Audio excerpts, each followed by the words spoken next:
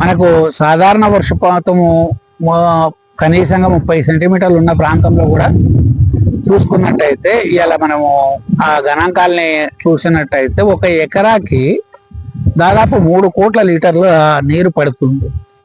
ఈ నీరు అంటే ఇంత నీరు కూడా అంటే దాదాపుగా ఆ పొలానికి వెళ్ళిపోయి ఉట్టి అయిపోతుంది. కాబట్టి ఈ నీరుని కనుక సంరక్షించుకున్నట్టయితే మనము మళ్ళీ భవిష్యత్తులో నీటి కొరత ఎదుర్కోవడానికి అవకాశం లేకుండా మనం సంరక్షించుకోగలుగుతాం. ఇది ఎవరైనా కానీ మామూలుగా మీరు గూగుల్ చేసి చూసుకుంటే కూడా, గూగుల్లోకి వెళ్ళి చూసుకుంటే కూడా మీకు ఆ లెక్క ఈజీగా అర్థమవుతుంది. ఇంత భారీ మొత్తంలో పడే నీటిని అంటే 3 కోట్ల లీటర్ల నీరు 1 ఎకరానికి అనుకున్నప్పుడు దాంట్లో 10వ వంతు కూడా మనము సంరక్షించడం అనేది జరగట్లేదు.